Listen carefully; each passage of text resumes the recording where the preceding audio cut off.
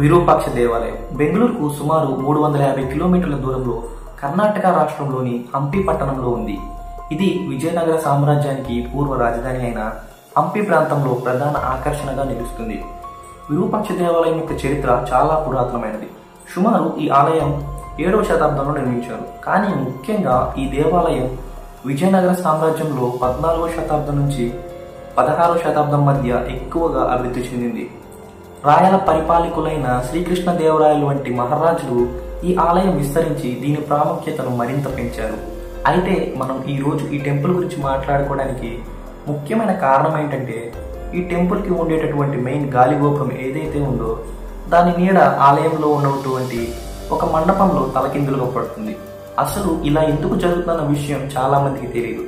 కానీ నిజానికి ఇలా తలకిందులుగా పడే నీడ వెనుక ఒక ఫిజిక్స్ కాన్సెప్ట్ ఉంది. కానీ అప్పటి రాజులకు ఈ ఫిజిక్స్ కాన్సెప్ట్ గురించి ఎలా తెలుసు అనే విషయాన్ని ఈరోజు వీడియోలో మనం తెలుసుకుందాం. హంపి క్షేత్రంలోని విరూపాక్ష దేవాలయానికి సంబంధించిన ముఖ్యమైన పురాణ కథ ఈ విధంగా ఉంది. ఈ ప్రాంతాన్ని పంపా తీరం అని పిలిచేవారు. దేవి పార్వతి ఆమె యొక్క ఒక అవతారమైన పంపా రూపంలో ఈ ప్రాంతంలో శివుణ్ణి ప్రసన్నం చేసుకోవడానికి కఠోర తపస్సు చేసింది. పార్వతీదేవి తపస్సు చాలా కాలం పాటు కొనసాగింది. ఆమె తపస్సులతో సంతోషించి శివుడు ఇక్కడ విరూపాక్షుడిగా ప్రత్యక్షమయ్యాడు.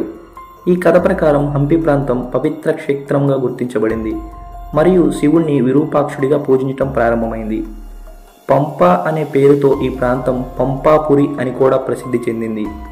ఇలా ఆ సంఘటనకి గుర్తుగా ఇక్కడ విరూపాక్ష దేవాలయం నిర్మించడం జరిగింది. ఆ తరువాత విజయనగర సామ్రాజ్యంలో ఈ దేవాలయాన్ని మరింత అభివృద్ధి చేశారు. ఈ ఆలయంలో గోపురం ఎంతో విశిష్టం.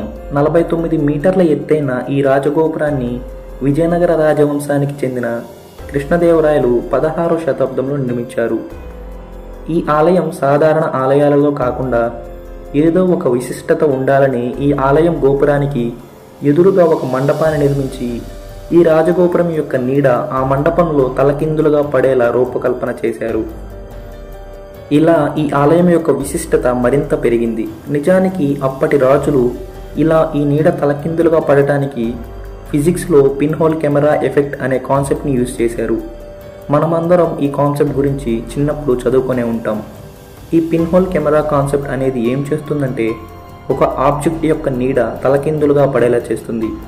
ఇలా ఎందుకు జరుగుతుందంటే, లైట్ అనేది ఎప్పుడు కూడా స్ట్రైట్ లైన్లోనే పాస్ అవుతుంది. ఈ పిన్ హోల్ కెమెరాకి ఏం చేస్తారంటే, ఆబ్జెక్ట్కి ఆపోజిట్గా ఒక చిన్న బాక్స్ అరేంజ్మెంట్ చేసి ఆ బాక్స్కి ఒక చిన్న హోల్ పెడతారు. సో ఎప్పుడైతే ఆ ఆబ్జెక్ట్ గుండా లైట్ అనేది ట్రావెల్ అవుతుందో ఆ హోల్ నుంచి పాస్ అయినప్పుడు ఆ లైట్ అనేది ఇన్వర్టెడ్గా అంటే తలకిందులుగా నీడని చూపిస్తుంది అన్నమాట. సో ఈ దేవాలయం విషయంలో కూడా శిల్పులు ఇలాంటి ఈ ప్రక్రియనే వాడారు. సో ఆ బాక్స్ అరేంజ్మెంట్ కోసం ఒక సాళ్ల మండపం అనే ఒక మండపాన్ని నిర్మించారు. ఈ మండపంలోకి ఎటువంటి లైట్ ట్రావెల్ అవ్వకుండా ఆ మండపానికి అడ్డుగోడగా ఒక గోడ నిర్మించి ఆ గోడకి ఒక చిన్నపాటి రంధ్రం చేశారు. ఎప్పుడైతే సూర్యోదయం అవుతుందో ఆ సూర్యకిరణాలకి అక్కడి నుంచి వచ్చే ఆలయ గోపురం యొక్క నీడ అనేది ఈ సాల మండపంలో తలకిందులుగా పడుతుంది. కానీ నిజానికి ఒక చిన్న పిన్ హోల్ కెమెరా చేయటం చాలా సింపుల్. ఆ కాన్సెప్ట్ని ఇంత పెద్ద దేవాలయం మీద అప్లై చేయాలంటే అది చాలా కష్టం. దానికి ఎన్నో క్యాలిక్యులేషన్స్, ఎంతో మ్యాథమెటిక్స్ స్కిల్స్ యూజ్ చేయాలి. కానీ ఈ విషయం 14వ శతాబ్దంలో ఉన్నటువంటి రాజులకు ఎలా తెలుసు? అసలు ఈ కాన్సెప్ట్ గురించి ప్రపంచం చిన్న చిన్న పరిశోధన విషయం చేస్తున్న సమయంలోనే ఈ సూత్రం వాడి మన భారతదేశంలో ఇంత పెద్ద దేవాలయం నిర్మించారు.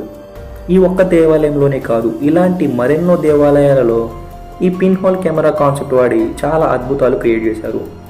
సో ఇలాంటి మరిన్ని ఆలయాలలో దాగి ఉన్న రహస్యాల గురించి తెలుసుకోవాలనుకుంటే ఈ వీడియోని లైక్ చేసి మన యూట్యూబ్ ఛానల్ని సబ్స్క్రైబ్ చేసుకోండి.